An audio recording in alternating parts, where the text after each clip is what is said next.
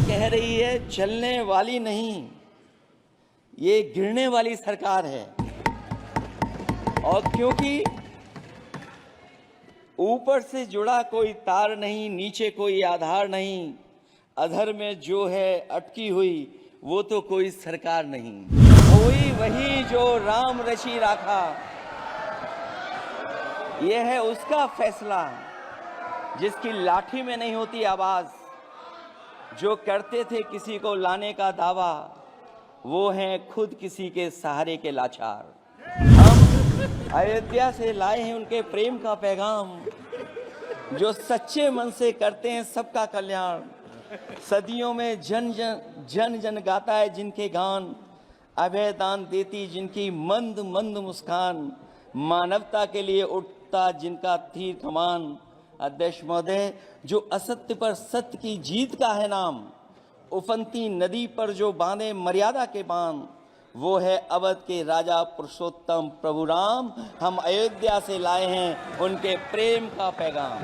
हम अग्निवीर व्यवस्था को कभी स्वीकार नहीं कर सकते हैं। आज नहीं कल, कल नहीं बाद में, जब कभी भी सत्ता में इंडिया गठबंधन आएगा, अग्निवीर व्यवस्था हमेशा हमेशा के लिए खत्म हो जाएगी। राष्ट्रपति के अभिभाषण के बाद मंगलवार को धन्यवाद प्रस्ताव पर लोकसभा में समाजवादी पार्टी के अध्यक्ष और सांसद अखिलेश यादव ने बीजेपी सरकार पर जमकर निशाना साधा।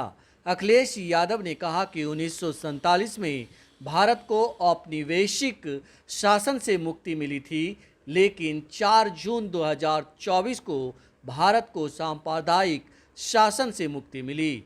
अखिलेश यादव ने कहा कि अयोध्या ने भी स्पष्ट संदेश दिया है, यहाँ मर्यादा की जीत हुई है। अखिलेश यादव यही नहीं रुके, उन्होंने कहा कि इलेक्ट्रॉनिक वोटिंग मशीन पर भरोसा तब भी नहीं था और अब भी नहीं है। अखिलेश यादव ने कहा, हमारी पार्टी उत्तर प्रदेश में 80 में से 80 सीटें जीत जाए तब भी ईवीएम पर भरोसा नहीं करेंगे। इंडिया गठबंधन ईवीएम से चुनाव जीतकर ईवीएम हटाएगा। सरकार ने अग्निवीर स्कीम के जरिए देश की सुरक्षा के साथ खिलवाड़ किया है। जब भी इंडिया गठबंधन सत्ता में आएगा, अग्निवीर स्कीम को खत्म कर देगा। अब इस सरकार की मनमर्जी नहीं चलेगी, बल्कि जनमर्जी चलेगी। आरक्षण के साथ इस सरकार ने सबसे ज़्यादा खिलवाड़ किया है। उत्तर प्रदेश में बड़े पैमाने पर नौजवान बेरोजगार हैं। सरकार खाली पदों को नहीं भर रही क्योंकि आरक्षण देना पड़ेगा। उन्होंने कहा कि अयोध्या की जीत जनता के राजनीतिक परिपक्वता की जीत है। हम तो यही सुनते आए हैं, होई वही जो राम रची राखा।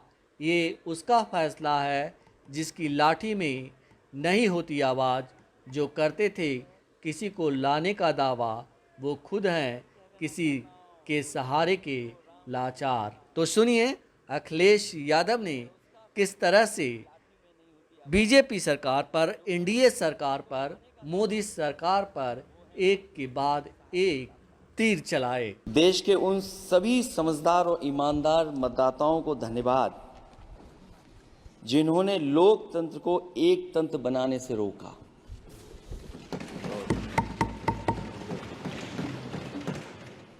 चुनाव के समय पर अध्यक्ष जी, ऐसा कहा गया कि 400 पार। मैं समझदार जनता को फिर एक बार धन्यवाद दूंगा और मैं कुछ कहना चाहता हूं कि आवाम ने तोड़ दिया हुकूमत का गुरूर। दरबार तो लगा है पड़ा गमगीन में बेनूर है पर। अध्यक्ष महोदय, दरबार तो लगा है पर बड़ा गमगीन बेनूर है। और पहली बार ऐसा लग रहा है हारी हुई सरकार विराजमान है। जनता कह रही है चलने वाली नहीं सरकार। अध्यक्ष महोदय, जनता कह रही है चलने वाली नहीं, ये गिरने वाली सरकार है। और क्योंकि ऊपर से जुड़ा कोई तार नहीं, नीचे कोई आधार नहीं, अधर में जो है अटकी हुई वो तो कोई सरकार नहीं। दरअसल पूरा इंडिया समझ गया है कि इंडिया ही प्रो इंडिया है। इस चुनाव में इंडिया अलायंस की नैतिक जीत हुई है। ये पीडीए इंडिया की सकारात्मक राजनीति, पॉलिटिक्स जो पॉजिटिव है, पॉजिटिव पॉलिटिक्स की जीत हुई है। एक जीत और अध्यक्ष महोदय हुई है। मैं जानता हूं सत्ता पक्ष बैठे वाले लोग समझ गए होंगे। अयोध्या की जीत भारत के परिपक्व मतदाता की लोकतांत्रिक समझ की जीत है। और हम तो अध्यक्ष महोदय यही सुनते आए हैं, होए वही जो राम रची राखा। यह है उसका फैसला। अध्यक्ष महोदय, होई वही जो राम रची राखा, यह है उसका फैसला जिसकी लाठी में नहीं होती आवाज। जो करते थे किसी को लाने का दावा, वो हैं खुद किसी के सहारे के लाचार।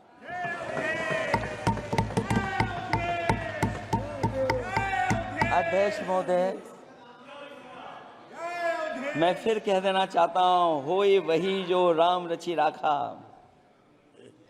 यह है उसका फैसला जिसकी लाठी में नहीं होती आवाज। जो करते थे किसी को लाने का दावा, वो हैं खुद किसी के सहारे के लाचार। हम अयोध्या से लाए हैं उनके प्रेम का पैगाम। हम अयोध्या से लाए हैं उनके प्रेम का पैगाम, जो सच्चे मन से करते हैं सबका कल्याण।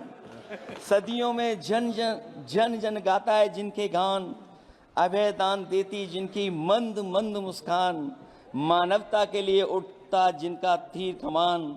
अध्यक्ष महोदय, जो असत्य पर सत्य की जीत का है नाम, उफनती नदी पर जो बांधे मर्यादा के बांध, वो है अवध के राजा पुरुषोत्तम प्रभु राम। हम अयोध्या से लाए हैं उनके प्रेम का पैगाम। अध्यक्ष महोदय, ईवीएम पे मुझे कल भी भरोसा नहीं था, आज भी नहीं भरोसा। मैं 80 की 80 सीट जीत जाऊं तब भी नहीं भरोसा। और मैंने अपने चुनाव में कहा था अध्यक्ष महोदय कि ईवीएम से जीत करके ईवीएम हटाने का काम करेंगे। न ईवीएम का मुद्दा मरा है, न जाएगा खत्म। जब तक ईवीएम नहीं हटेगी, हम समाजवादी लोग उस बात पर अड़ग रहेंगे। पिछले 10 सालों की उपलब्धि बस इतनी रही कि एक शिक्षा परीक्षा माफिया का जन्म हुआ। अध्यक्ष महोदय, जिस समय चुनाव में थे और उत्तर प्रदेश में वो हालात देखे हैं कि नौजवान जब भी तैयारी कर करके जाता था और परीक्षा दे करके लौटता था, तो उसको पता लगता था कि पेपर लीक हो गया। और उत्तर प्रदेश में केवल एक पेपर लीक नहीं हुआ है, जितनी भी परीक्षाएं हुई हैं सब पेपर लीक हुए हैं। केवल उत्तर प्रदेश ही नहीं, मैं माननीय सांसद की तरफ से सुन रहा था, कई ऐसे प्रदेश हैं जहां पर परीक्षाएं देने तो बच्चे गए, लेकिन वहां भी पेपर लीक हो गया। और अभी जब 4 जून को रिजल्ट आया, उसके बाद जो बात उठी है, देश की सबसे प्रेस्टिजियस परीक्षा, उसका भी पेपर लीक हो गया। और आखिरकार ये पेपर लीक हो क्यों रहा है? सच्चाई तो ये है कि ये सरकार पेपर लीक इसलिए करा रही है कि सरकार नौकरी नहीं देना चाहती, रोजगार नहीं देना चाहती, उन नौजवानों का भविष्य नहीं बनने देना चाहती। पिछले 10 सालों की उपलब्धि बस इतनी रही है कि एक शिक्षा परीक्षा माफिया का जन्म हुआ है, जिसने तथाकथित अमृत काल में युवाओं के भविष्य की आशाओं को ही जहर दे दिया है। जो सरकार उम्मीद को मार दे, वरना तो वर्तमान को सुधार सकती है, न भविष्य को संभाल सकती है। सरकार आशा का प्रतीक होनी चाहिए, निराशा का नहीं। आपके राज में न नौकरी की उम्मीद है, न रोजगार,